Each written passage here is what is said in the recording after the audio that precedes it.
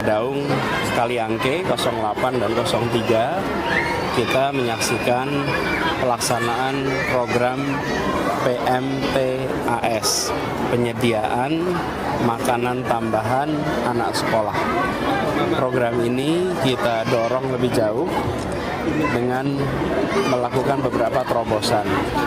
Pertama, variasi makanannya. Kalau dulu hanya 2, sekarang ada 29 jenis makanan yang disiapkan. Kemudian tahun ini penerimanya ada 459 sekolah menjangkau 144.722 peserta didik, yaitu di SD, TK negeri, TPA negeri, dan SLB. Variasi makanan yang kita siapkan mempertimbangkan faktor gizi, faktor selera, dan juga kearifan lokal. 29 menu ini disiapkan oleh Dinas Kesehatan sehingga benar-benar memenuhi kriteria makanan sehat. Dan kita berharap lewat program ini yang sekarang menjangkau 52 kelurahan, insya Allah nantinya akan kita perbesar sehingga bisa menjangkau semua wilayah, khususnya yang masih memiliki perkampungan-perkampungan yang masuk klasifikasi masyarakat miskin. Pemilihan 52 lokasi ini juga dengan mempertimbangkan faktor sosial ekonomi, yaitu tempat-tempat di mana di sana ditemukan dari data jumlah masyarakat yang secara ekonomi rendah, maka sekolah-sekolahnya kita jadikan sebagai sasaran awal. Anggarannya berapa, Pak? 324 miliar, Pak. 324 miliar yang kita anggarkan untuk ini. Intinya kita ingin agar anak-anak dari usia dini mendapatkan asupan makanan sehat, gizi yang baik, sehingga perkembangan jasmaninya adalah perkembangan jasmani yang sehat. Lalu lingkungan keluarga, lingkungan sekolah menumbuhkan pertumbuhan rohani yang lebih baik, kemampuan intelektual yang baik. Juga harapannya nantinya ya intelektualnya, ya rohaninya, ya jasmaninya semua tumbuh dengan baik. Kita ingin anak-anak di ibu kota bisa seperti itu. Data menunjukkan bahwa banyak sekali anak-anak dari keluarga, khususnya keluarga yang secara sosial ekonomi itu rendah, berangkat ke sekolah tanpa ada sarapan. Angkanya bervariasi, tapi cukup tinggi. Bahkan di studi di beberapa tahun yang lalu sempat angka lebih dari 30% anak itu berangkat ke sekolah tanpa ada sarapan. Nah, kita ingin anak-anak di Jakarta dengan ada program ini, mereka akan mendapatkan sarapan yang sehat. Lalu yang unik dari program ini juga, ini bukan dibeli dari pabrik-pabrik. Makanannya dimasak oleh para orang tua. Sehingga orang tua itu ketika memasak, mereka menyadari bahwa ini akan dikonsumsi oleh anaknya sendiri. Dan kalau ada keluhan tentang makanan, cepat keluhannya itu langsung disampaikan kepada orang tua yang memasak. Kalau dahulu kita mendapatkan masak makanan pesan dari pabrikan. Kalau ada keluhan lama, kalau sekarang cepat. Dan ini tidak kalah penting, makanan itu dibuat dengan kesadaran ini untuk anak saya sendiri. Ini bukan untuk orang lain. Inilah contoh swakelola tipe 4 nih. Ini yang kita dari kemarin sampaikan. Dengan begitu, masyarakat mengelola sendiri. Tentu ada pengawasnya dari komite sekolah, dari sudin pendidikan. Tetapi anggaran itu dikelola dengan sebaik-baiknya karena tidak bukan itu untuk anak-anaknya sendiri. Alhamdulillah 2 sekolah ini berjalan baik. Mereka menceritakan ibu-ibu mulai masak sejak jam 3 pagi, setengah 4 pagi. dan dikerjakan secara bergantian. Inilah semangat gotong royong, dan insya Allah anak kita sehat, sekolahnya, pendidikannya bisa baik, dan insya Allah masa depannya juga baik. Berarti belum di semua sekolah ini Pak program ini, atau nanti kita Belum, baru di saat ini 441 sekolah. Targetnya ada berapa sekolah, Pak? Ya, Targetnya ada berapa sekolah? mudah-mudahan nanti bisa semua pelan-pelan. Tapi untuk kedepannya Pak, atau mungkin tahun depan udah ada pemetaan sekolah baru belum Pak? Nanti, maaf saya koreksi, sekolahnya 459 sekolah, kelurahannya 53.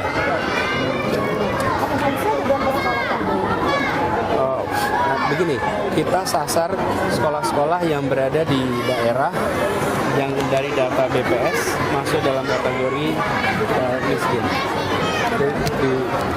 Kalau saya nggak ingat datanya, tapi sekarang kita mulai dari itu. Dan dengan jangkauan itu kita menjangkau anak-anak sejumlah 144.000.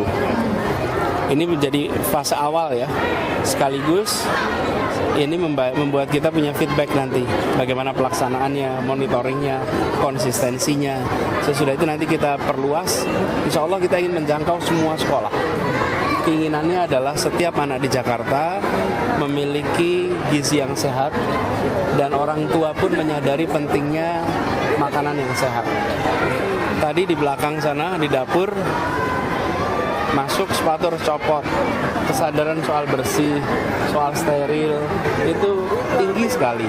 Nah, ini sesuatu yang penting untuk kita dorong di masyarakat. Karena bagaimanapun pendidikan pertama dan terutama itu di rumah. Dan kalau di rumah ada kesadaran soal kebersihan, akan baik sekali. soal banjir Pak, kan mau waduk. Penutupan diskotik Old City itu alasannya kenapa? Belum tahu, saya cek dulu. Yang waduk banjir Pak, kan salah satu strategi kan bikin waduk. Di tahun ini mau bikin di mana lagi Pak?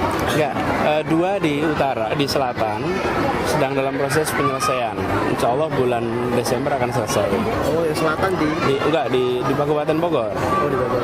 Kemudian yang sedang dibahas, ini pagi ini sedang dibahas di SDA adalah pengendalian air dari situ dekat Depok ini, situ Babakan dan aliran Sungai Tengah. Dan di situ berpotensi harus dibuatkan sodetan sehingga air dari arah Depok ke Jakarta bisa lebih terkendali debitnya. Naturalisasinya sendiri bagaimana Pak rencananya dilakukan? Baru kemarin dibicarakan juga, nanti kita lihat hasilnya. Titiknya di mana saja Pak untuk yang akan dalam waktu dekat ini Pak? Ada 5 lokasi, tapi nanti kalau udah siap semua berdiumumin. Pak, soal MRT Pak, ini kan mesin pembelian tiketnya ini kan masih belum bisa digunakan Pak, dan mesin tapnya itu kan juga masih kadang bermasalah. Nah, itu kenapa sih Pak? Tanya Pak Dirut aja lah kalau gitu sih. Tapi itu kan kayak soalnya nggak siap. Tanya Pak Dirut aja. Pak, TJ berhenti, TJ yang terintegrasi MRT berhenti gara-gara ada demo angkot, itu Pak gimana Pak? Ya, nanti selesaikan baik-baik. Kalau yang parkirnya kan di kejauhan itu ya. Masuk bulan April Pak, targetnya Maret kemarin kan dilaksanakan semuanya kan Pak. Terus sanksinya untuk yang bulan April belum melaksanakan seperti apa? Nanti akan berdampak pada SLF. Untuk yang isu jual beli jabatan bagaimana Pak? Pak, untuk isu jual beli jabatan Metro kan sabar. siap. Ya gimana Pak tadi yang apartemen Pak? Yang baru Gini, yang apartemen itu kita memiliki instrumen untuk memberikan sanksi. Ada SLF, ada perizinan-perizinan yang kalau mereka tidak melaksanakan dari